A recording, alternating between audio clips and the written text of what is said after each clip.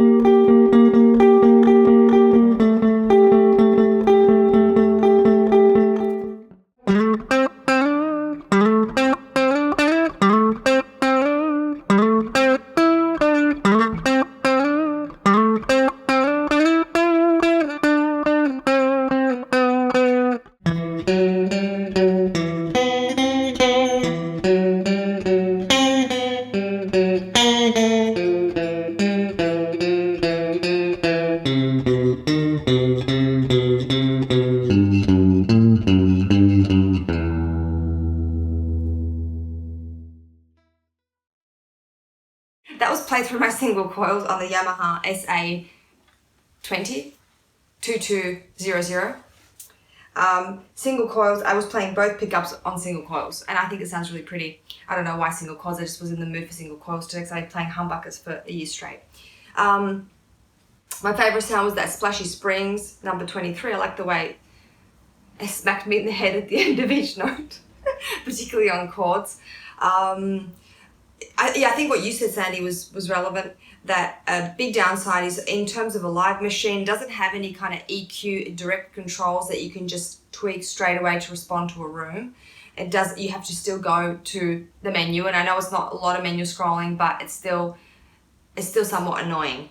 I think they put too much into it.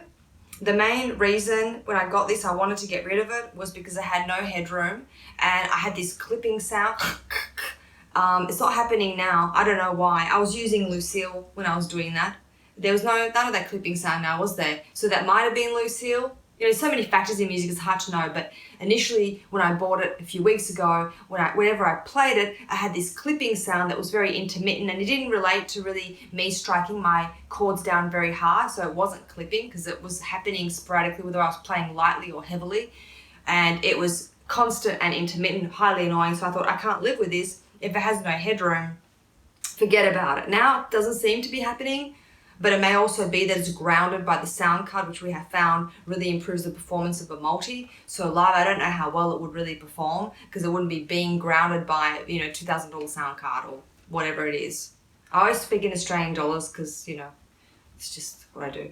Some of the sounds are really nice. I think they're very elegant. I think it's very good for someone who's doing maybe blues or pop or lighter music. I think the lighter distortions are very good. Also, we haven't had a chance to do it today. I wish we had because it sounds fantastic with pedals in front of it. It's one of those pedals that eats up pedals being in front of it in the signal chain. It doesn't have an effects loop, but having a few distortion pedals in front of it sounds actually really nice. And unlike the GT1, when you put distortion pedals in front of a GT1, it's very hard to decipher what contribution those pedals are really making. It sounds like they kind of sound like a GT1 sound because it's got so many sounds in it. A single stomp box will always feel kind of, to me anyway, useless in front of a GT1 or a GT100. But this one, somehow you can really hear the tonal difference and think, okay, those distortion drives in front of it, they're indispensable. Whereas that indispensability is not felt on Boss GT1s.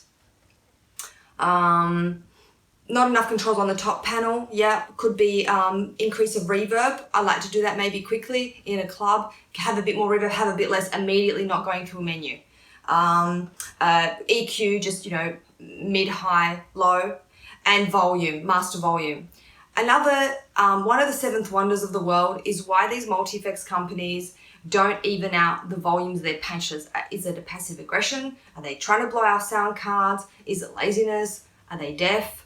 Do they not have time? They've got time pressure, so it's part of the economics. But I really am annoyed by every single multi-effects unit I've ever played has got massive jumps between the patches. And when you're playing them, you risk blowing your ears out at worst, blowing your sound card at second worst. And just as a standard, it's very annoying. One good thing about this pedal, because I like to balance the positives with the negatives, unlike the GT1 and the Digitech pedals, and a lot of pedals in fact, even the Zoom pedals, it seems like you can overwrite every patch. You can edit every patch and make it your own personal space where you can be creative for what you want. And that is a top thing that TC have done. And I don't think any company has actually done that you can overwrite every patch, apart from Line 6 pods, which are much bigger. This is the only unit that I'm aware of that you can overwrite every patch. So well done, TC. I think you need more headroom. I think the pedal needs to be perhaps better grounded because through the sound card is dead quiet, but there's some problems with, you know, hissing and some small problems that are small, but for recording, they're just problematic, and for live, they could blow out. But yeah, it's well done for being able to overwrite every patch. Also, in terms of the aesthetics of the unit, which I do think is important because you want to feel inspired and professional. I think it's a very sexy unit.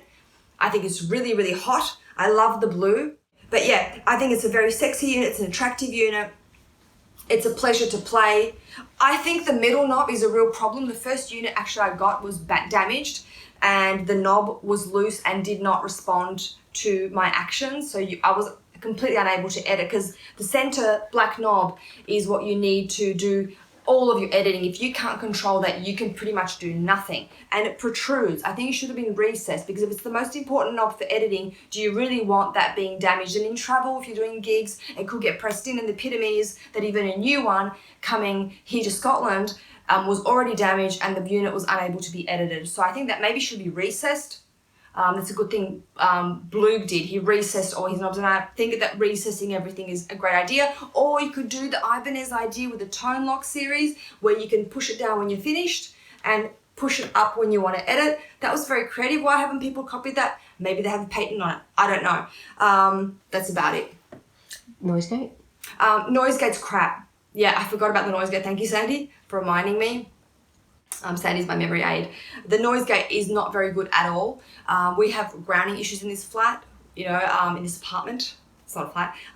And the noise gate was either, it's a one control noise gate, and basically to get rid of our level of noise, which was significant due to grounding issues, the guitar sound was unplayable. It would cut it off awkwardly. It was completely unmusical and completely and utterly unusable, even for practice, let alone recording or playing live. So if you have noise problems, this unit's not going to noise gate in a musical way that will allow you to professionally deliver your songs.